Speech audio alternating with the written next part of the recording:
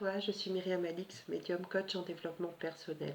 Je reviens vers toi dans cette vidéo pour te présenter dans un premier temps tous mes vœux de bonheur pour cette année 2021 avec tout l'amour que tu mérites, bien entendu.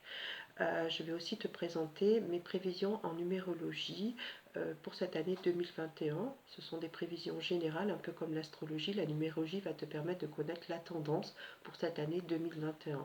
Nous calculerons aussi ensemble ton année personnelle et que je te détaillerai dans une prochaine vidéo. Mais tout d'abord, je vais te parler de ces prévisions en numérologie pour cette année 2021, de façon générale. On sort d'une année difficile, 2020, qui était une année sous l'influence 4. Le 4 représente tout ce qui est carré, tout ce qui est rigide, tout ce qui est restreint. Donc le 4 représente des blocages, des restrictions en tout genre. Et là, nous rentrons dans une année 5, une tendance 5, une année universelle 5 en 2021, qui est une année qui va être très animée, car le 5 représente l'air, le souffle, et donc c'est quelque chose qui va nous redonner un souffle de vie, un espoir retrouvé. Il y aura beaucoup d'agitation, beaucoup d'animation, beaucoup de prise de risque, des initiatives, beaucoup de mutations diverses et variées. Quelque chose qui restera peut-être un peu instable dans un premier temps, qui ne sera pas complètement maîtrisé, mais qui va nous redonner un souffle de vie, un souffle d'espoir. On va retrouver ce sentiment de liberté retrouvée. Surtout vers l'automne, on pourra aussi constater une reprise de l'activité professionnelle petit à petit, avec effectivement la reprise des commerces et du tourisme.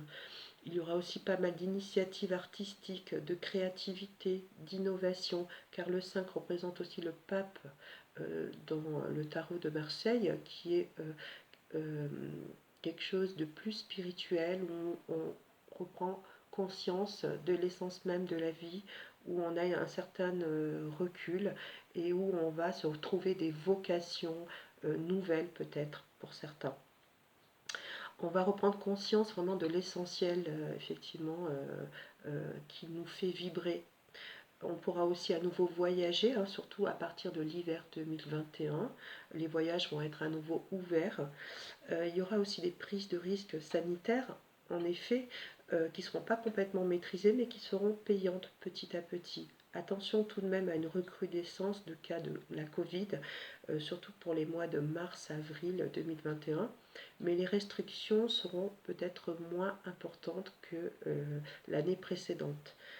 Voilà, en tous les cas, l'année 5, c'est vraiment une année d'espoir, de liberté, de légèreté, peut-être pas complètement maîtrisée, mais qui va nous redonner peut-être vraiment ce sentiment à nouveau de liberté qu'on avait perdu en 2020. Voilà ce que nous dit l'année 5 en numérologie. Pour calculer ton année personnelle, il te faut juste additionner ton jour de naissance, ton mois de naissance et cette tendance 5. Donc c'est-à-dire que moi par exemple je suis née le 29 mai, donc je calcule 29 plus 5 plus 5.